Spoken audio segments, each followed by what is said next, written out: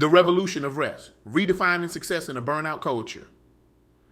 Welcome to this special episode of the BlackCEO Podcast, coming to you live from the TED stage. Today, we're diving deep into a topic that's not just close to my heart, but essential to our collective well-being and success.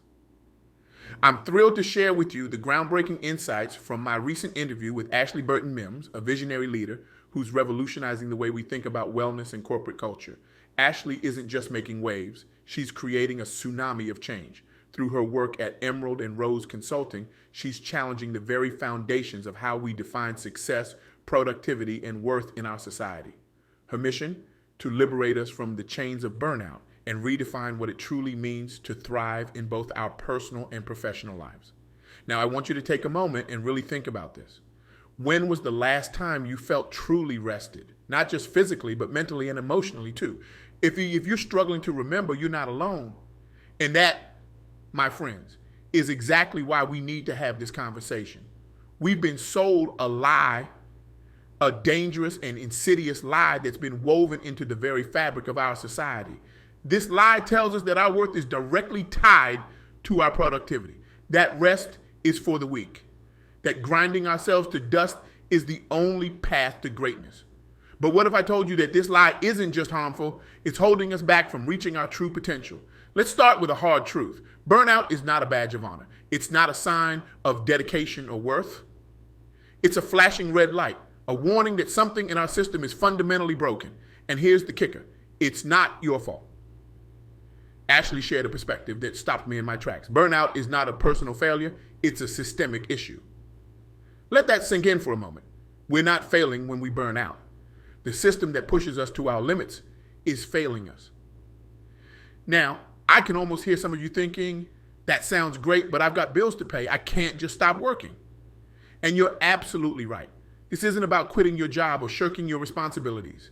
It's about recognizing that rest isn't a luxury. It's a necessity. Ashley introduced me to a concept that's both radical and incredibly simple. Rest as resistance. Yes, you heard that right. Rest isn't just about Netflix and naps, although those are great too. It's a powerful act of defiance against a culture that profits from our exhaustion. Think about it. When was the last time you truly rested without feeling guilty? When did you last say no to an extra project without feeling like you were letting someone down? If you're struggling to remember, you're not alone. Let me share a story that Ashley told me, one that really brings this home. There was a high-powered executive, let's call her Sarah. Sarah was at the top of her game. Corner office, six-figure salary, the works. From the outside, she was the picture of success. But inside, she was crumbling. Sarah was working 80-hour weeks, missing her kids' soccer games, and hadn't taken a real vacation in years. She wore her exhaustion like a badge of honor, priding herself on being the last to leave the office every night. But then, one day, she collapsed in the middle of a board meeting. That was Sarah's wake-up call. She realized that all her so-called success meant nothing if she wasn't around to enjoy it. With Ashley's help, Sarah began to redefine what success meant to her. She started setting boundaries, delegating more, and, here's the kicker, actually taking time off. And you know what happened? Her team's productivity went up. Employee satisfaction increased. And Sarah, she finally felt like she was living, not just existing. This story isn't unique. It's playing out in offices, homes, and communities across the world. We're all Sarah in one way or another, pushing ourselves to the brink in pursuit of a definition of success that doesn't actually serve us. But here's where it gets really interesting. Ashley's work isn't just about avoiding burnout.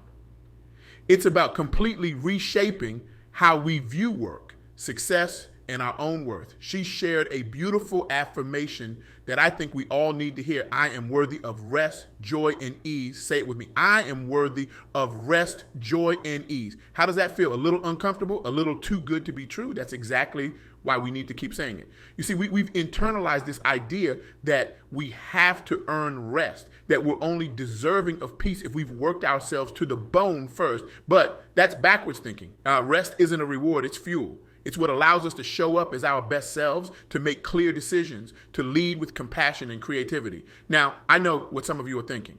This all sounds great, but how do I actually do this? How do I rest when my to-do list is a mile long and my inbox is overflowing? Well, Ashley has some practical advice that I think you're going to love. First, get curious about your relationship with rest.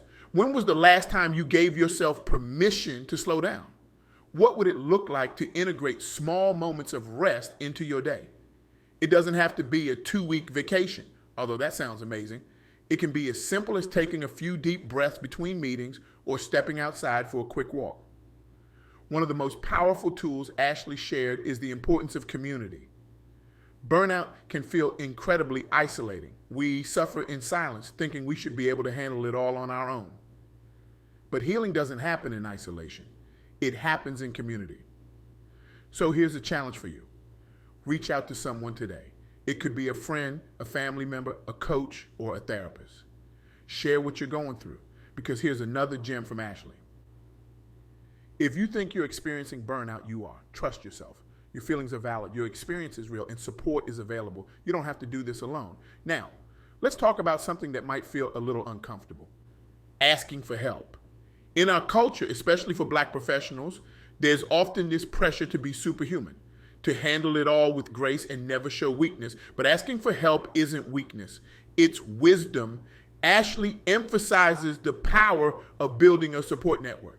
This could be friends who understand your journey, mentors who can offer guidance, or professionals who can provide specialized support. The key is to recognize that you don't have to have all the answers. Sometimes the strongest thing you can do is admit that you need a hand.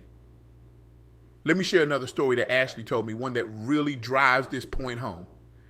There was a young entrepreneur, let's call him Marcus. Marcus had built his startup from the ground up, pouring every ounce of his energy into making it successful. He was the classic hustle hard poster child, working around the clock, fueled by energy drinks and sheer determination. Marcus wore his exhaustion like a badge of honor. He bragged about pulling all-nighters and working through weekends. His social media was full of #grinding and #never quit hashtags. But behind the scenes, Marcus was falling apart. His relationships were suffering. His health was declining. And despite all his hard work, his business was starting to plateau. He was so caught up in the grind that he couldn't see the forest for the trees. It wasn't until a mentor pulled him aside and basically ordered him to take a break that Marcus realized how deep in the burnout hole he was. With guidance, Marcus started to implement rest into his routine. He set boundaries around his work hours, started delegating tasks, and here's the kicker, actually took weekends off. And you know what happened? His creativity surged. He came up with innovative solutions to problems that had been plaguing his business for months. His team became more engaged and productive. And Marcus, he finally remembered why he started his business in the first place. Because he loved it, not because he wanted to run himself into the ground.